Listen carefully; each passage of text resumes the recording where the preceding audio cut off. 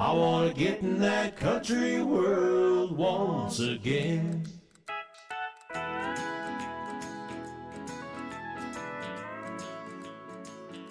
Fancy, Emmett. What?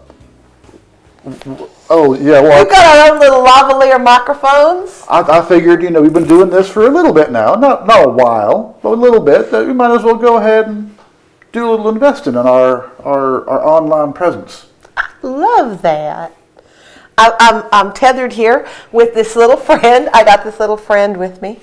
Yeah. Isn't that cute? It's a little, a transponder? What is this called? It's like a communication device from Star Trek. Yeah, basically, I haven't gone into the manuals to read all the things. It's a transmitter. It's a transmitter, not a transponder. Because you've got a transmitter and a transceiver, and a receiver. Transmitter and a receiver. Transmit, and then receive. Yeah, you transmit and you receive. That's just what communication's all about, isn't it?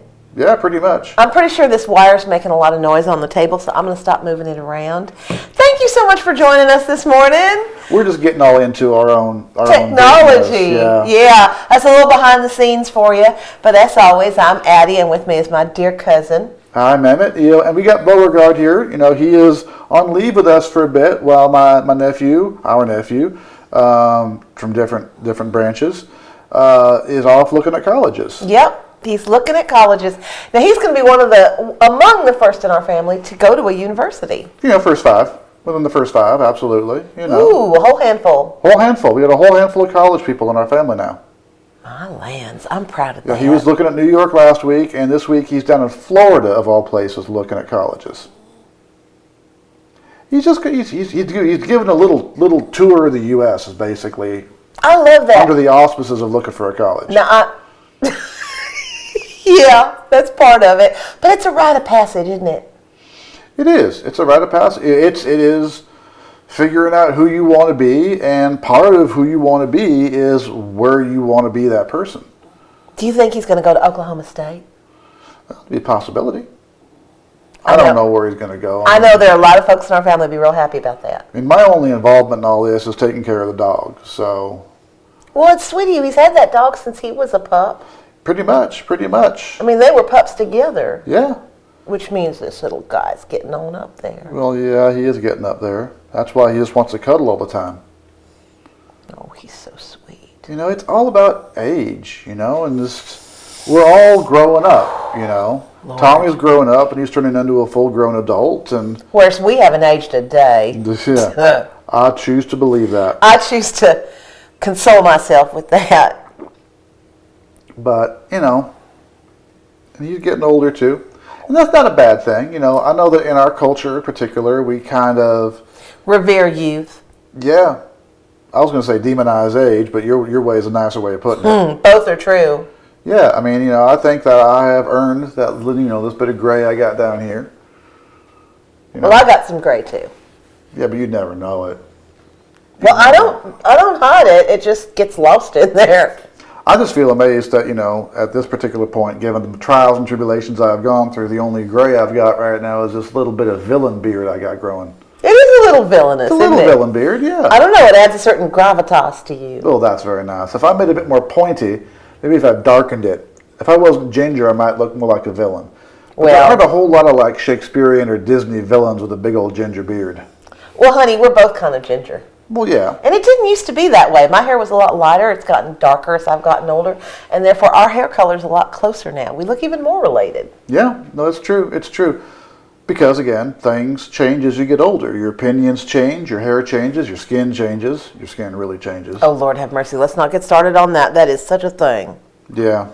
The whole cosmetics industry, the whole emollient industry, the whole anti-aging industry. And we are in their thrall. We're in their thrall, but you also look at, people our age looked like in the 60s and 70s. We're not smoking all the time. We're not spending all our time out in the sun without sunscreen. No. We're drinking a lot more water. Lord have mercy. We are hydrating. We are hydrating the hell out of ourselves. And we're supposed to drink something like a gallon of water a day. I don't achieve that. I don't either, but I try. I think I got maybe like a 2 liter pop. So I'd say I probably drink I'd say at least 2 liters of water a day. That's not bad. Yeah, it's not a gallon, but it's pretty good. A gallon is a lot, but I'm trying. Yeah. But you were talking about being out in the sun too much. I mean, I remember copper tone, suntanning, and which is just oil. It's just basically baking you. Pretty much, you are just frying yourself under God's heat lamp. Yeah. Literally. And then you look kind of like leather. Like leather. I went out and visited our cousin out in Arizona, and I tell you what, there are some dear, dear ladies out there that look tanned. And I don't mean like, they've been in the sun and they have a lovely glow. I mean like a leather goods manufacturer has worked them over. They look like a handbag, those poor ladies. That's rough. And gentlemen. I mean, it's not just ladies. It's yeah. That sounds really negative. Well, it is what it is, and it is a thing. Yeah. We worship the sun. Those of us who were alive in the 70s and 80s remember that, a good tan was a sign of health, and now it's a sign of... And luxury, like to have the time to just lay around in the sun all day. Well, that was my idea of like a perfect life, is just laying around in the sun all day, and now all I want to do is sit on the couch and watch something on TV. Yeah, in the shade. Oh, in the shade be nice. I like shade. See, that's where Tommy's got to go, someplace with a lot of shade. Otherwise, we're never going to visit him. It's true. Yeah. I mean, we burn.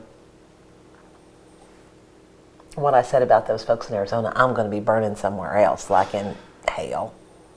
Yeah. See that? Remember I told you about my inner demons? They don't wake me up at night. They just sort of sit next to me and go, yeah, you said that. Yep. Yep. So bring me the country sound when the sun goes down.